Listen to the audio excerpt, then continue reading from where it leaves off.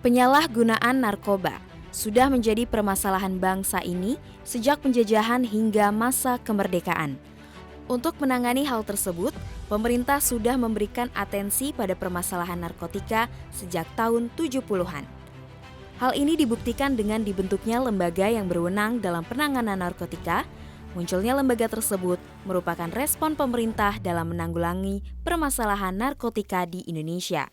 Cikal bakal berdirinya BNN dimulai pada tahun 1971 saat dikeluarkannya Instruksi Presiden Republik Indonesia nomor 6 tahun 1971 kepada Kepala Koordinasi Intelijen Nasional atau BAKIN untuk mendirikan Badan Koordinasi Pelaksana Instruksi Presiden atau Bakolak Inpres tahun 1971.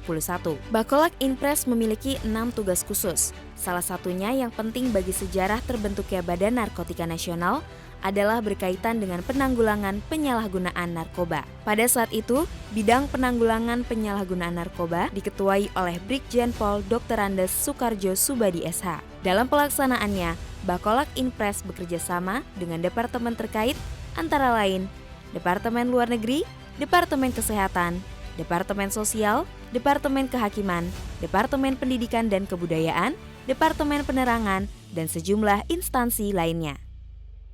Kemajuan teknologi serta perubahan sosial yang sangat cepat membuat undang-undang tentang narkotika perlu disesuaikan. Oleh karena itu, Presiden bersama DPR mengesahkan Undang-Undang Nomor 9 Tahun 1976 tentang narkotika. Pada perkembangannya, melihat permasalahan narkotika yang terus mengkhawatirkan, pemerintah bersama DPR mengesahkan Undang-Undang Nomor 5 Tahun 1997 tentang psikotropika dan Undang-Undang Nomor 22 Tahun 1997 tentang narkotika. Berdasarkan kedua undang-undang tersebut, Presiden B.J. Habibie membentuk Badan Koordinasi Narkotika Nasional atau BKNN melalui keputusan Presiden Nomor 116 Tahun 1999. Tugas BKNN ialah melakukan koordinasi dalam pencegahan dan pemberantasan penyalahgunaan dan peredaran gelap narkotika. Presiden Habibie menunjuk Komjen Pol Ahwilutan sebagai Kepala Pelaksana Harian BKNN yang pertama dan menunjuk Jenderal Pol Dr. Andes GPH Rosdiharjo selaku Kapolri sebagai Ketua BKNN secara ex officio. Namun sebagai badan yang sifatnya masih koordinatif, BKNN dirasakan tidak cukup kuat untuk menghadapi ancaman bahaya narkoba yang makin serius.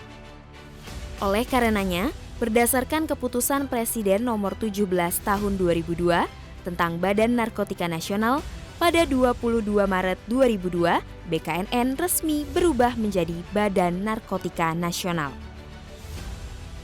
Tanggal inilah yang kemudian ditetapkan sebagai Hari Jadi Badan Narkotika Nasional Republik Indonesia dan diperingati setiap tahun, tepatnya setiap tanggal 22 Maret.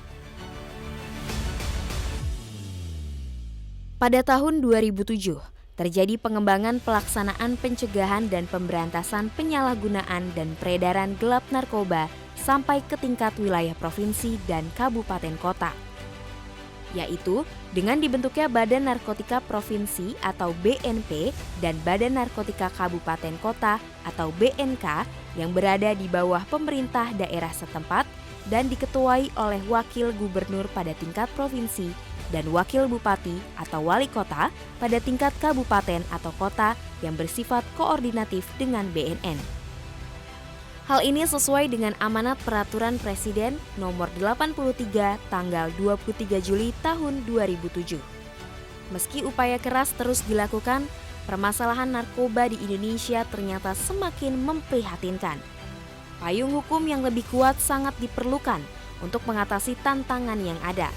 Oleh karena itu, pemerintah dan DPR RI mengesahkan Undang-Undang Nomor 35 Tahun 2009 tentang narkotika sebagai pengganti Undang-Undang Nomor 22 Tahun 1997. Berdasarkan undang-undang tersebut, BNN diberikan kewenangan melakukan penyelidikan dan penyidikan tindak pidana narkotika dan prekursor narkotika.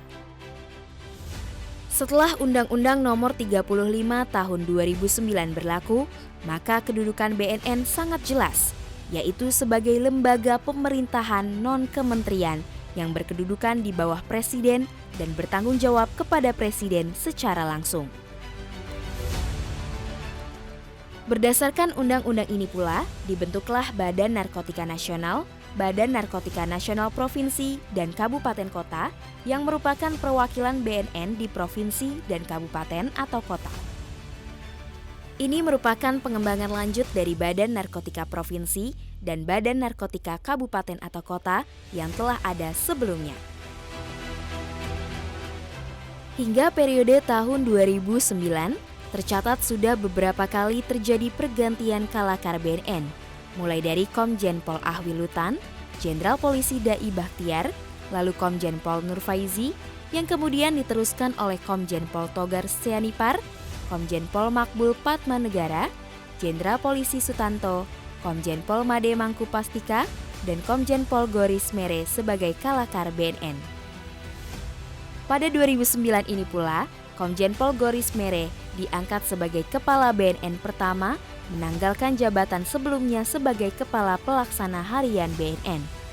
Selanjutnya, BNN tercatat sudah 6 kali berganti kepemimpinan, mulai dari Komjen Pol Goris Mere, Komjen Pol Anang Iskandar pada November 2012, dilanjutkan oleh Komjen Pol Budi Waseso pada September 2015, Komjen Pol Heruwinarko pada 2018, Komjen Pol Petrus Golose pada 2020, dan Komjen Pol Martinus Hukom pada 2023. Di bawah tongkat komando Komjen Pol Martinus Hukom, Badan Narkotika Nasional Republik Indonesia semakin menunjukkan taringnya. Komjen Pol Martinus Hukom menerapkan 6 strategi jitu dalam upaya P4GN, yakni pertama, penguatan kolaborasi. BNN RI terus menjalin komunikasi dan koordinasi dengan pemangku kepentingan dalam mendukung P4GN. Kedua, penguatan intelijen. Komjen Pol Martinus Hukom menguatkan intelijen BNN dengan membangun big data intelijen untuk mendukung kebijakan P4GN. Hasilnya, BNN RI berhasil mengungkap sejumlah kasus besar peredaran gelap narkotika di tanah air.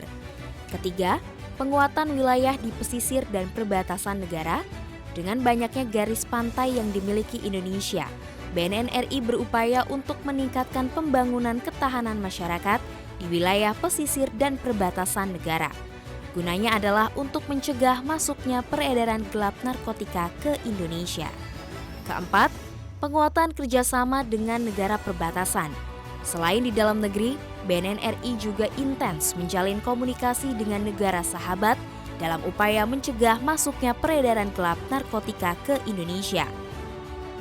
Kelima, pendekatan tematik dan ikonik diterapkan melalui penanganan permasalahan mendasar dan aktual di setiap wilayah rawan, intervensi berbasis data, sumber daya, serta kearifan lokal, penguatan ketahanan keluarga, dan lingkungan pendidikan. Keenam, penguatan sumber daya dan infrastruktur yang meliputi peningkatan SDM, optimalisasi anggaran, perbaikan sarana prasarana BNNP dan BNNK, serta penguatan manajemen media. Dalam dinamika perjalanannya, banyak pencapaian yang sudah dilakukan BNN hingga saat ini. Banyak kasus dan jaringan baik nasional maupun internasional yang berhasil diungkap. Badan Narkotika Nasional Republik Indonesia dibentuk, diperkuat, dan dibesarkan untuk menyelamatkan anak bangsa dari bahaya penyalahgunaan narkotika. Tugas yang berat tersebut tidak dapat dikerjakan sendiri tanpa dukungan dan kerjasama dari seluruh pemangku kepentingan. Cita-cita luhur ini dapat terwujud apabila kita semua bahu-membahu dalam mewujudkannya. Menyelamatkan bangsa adalah tugas utama yang mulia. Dirgahayu Badan Narkotika Nasional Republik Indonesia yang ke-23, dalam catur dharmamu, kami titipkan negara dan bangsa ini demi cita-cita Indonesia bersinar bersih narkoba.